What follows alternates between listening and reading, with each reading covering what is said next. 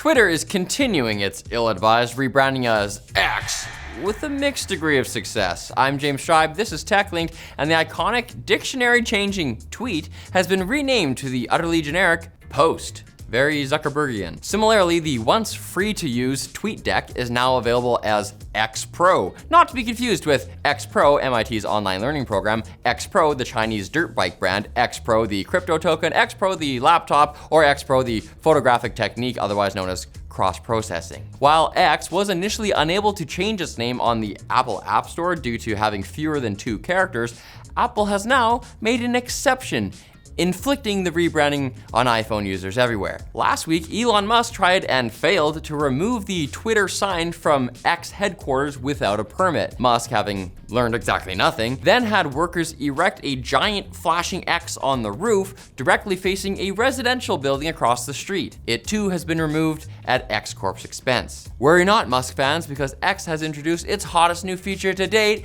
the ability to hide the blue check mark indicating that you actually paid for this tomfoolery like the scarlet letter it is. Shame is a feature, not a bug.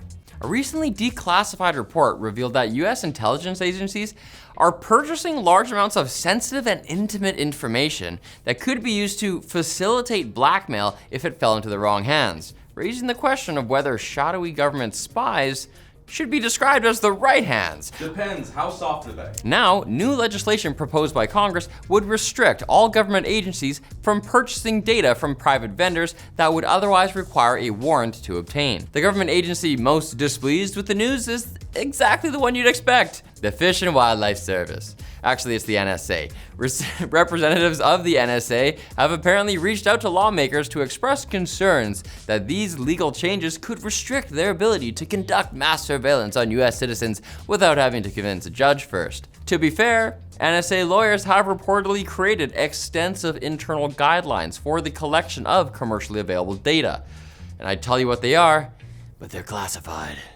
The Cyberspace Administration of China, or CAC, has proposed regulations that would dramatically curtail internet use among the country's minors. 16 to 18-year-olds get 2 hours per day, 1 hour if you're 8 to 16, and users under 8 get just 8 minutes. Combine that with forbidding any minors from internet usage between the hours of 10 p.m. and 6 a.m., and I'm guessing someone high in the Chinese government is tired of being woken up by their toddlers blasting Baby Shark at 3 in the morning.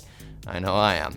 In an official statement, the CAC said the regulations are to help minors reduce internet addiction and the influence of bad information. I'm just gonna carefully sidestep over the latter point like the landmine it is and focus on the addiction part of that statement. In the past, China has also cracked down on online gaming addiction by restricting minors to an hour a day on Fridays, weekends, and public holidays. Kids aren't the only ones upset. Tencent and ByteDance are some of the many tech firms whose stocks have dropped since the announcement. Won't someone think of the billion-dollar corporations? Quick, someone do a TikTok about it. Now it's time for the quick bits brought to you by Wicked Cushions. Are your old, worn-out headphones in need of some TLC? Do you just want to spruce up your new headphones till they're dripping sauce like a plate of barbecue? Well, look no further than Wicked Cushions. They make top quality headphone cushions that are designed to provide you with impeccable comfort and sound quality. They even make cushions with cooling gel in them to keep your ears sweat free. Wicked Cushions, I almost said Wicked Cushions, support a wide variety of headphones, so make sure to check them out at the links below. Yeah, Wicked Cushions. Wicked smart. The quick bits have been inside you all along, so you better cough them back up before I start the Heimlich maneuver.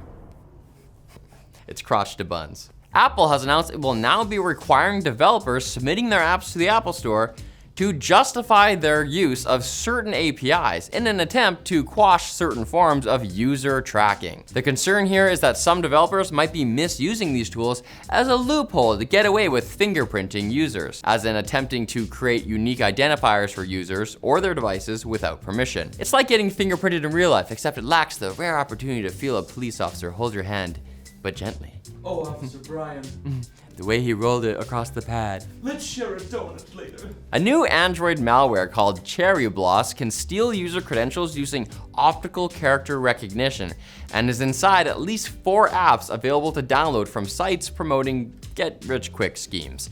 If a user infected with CheeryBlos opens a legitimate cryptocurrency service, the malware will overlay a window that mimics the app, snap a photo when you enter your credentials, and then use optical character recognition to recognize the displayed text and give it to the attacker. If you feel misled by those get-rich-quick schemes, they weren't lying to you. They just never specified who was getting rich. Today, Twitch announced that it will be expanding its ban on gambling live streams to 2 additional online casinos and prohibiting promotion of CSGO skin gambling sites, claiming that gambling viewership has dropped by around 75% since it implemented its new policy last October. This coincides with a survey from YouTuber Hongonganya or something that suggests over 70% of CSGO skin gamblers start before they're the age of 18. He also created a new Steam account and accessed unregistered casinos without ever passing an age gate under the username I'm 14 BTW.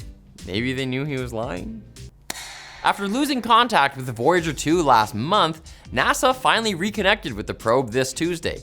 The silence started when a wrong command tilted the VOyager 2's antenna away from Earth, preventing it from receiving additional instructions or sending any data back. Or maybe NASA said something hurtful and VOyager 2 just needed some time for itself. But what more does it need? We've already given it space, 12.3 billion miles of it. We're trying to make this work here. Semiconductor manufacturer Infineon will soon offer biodegradable circuit boards that dissolve in hot water, making them not just recyclable, but compostable too. But worry not, your computer is not likely to decompose on a humid summer day in Delhi. The Soluboard needs to be immersed in near boiling water for half an hour before it starts to delaminate. Face it, if you're regularly steeping your motherboard like a forgotten tea bag, your warranty is pretty much toast anyways. Gotta be in there for at least 60 minutes to get the full flavor. Steeped. And tea and toast sounds like a perfect snack for when you come back on Friday for more tech news. Just don't spill it on anything.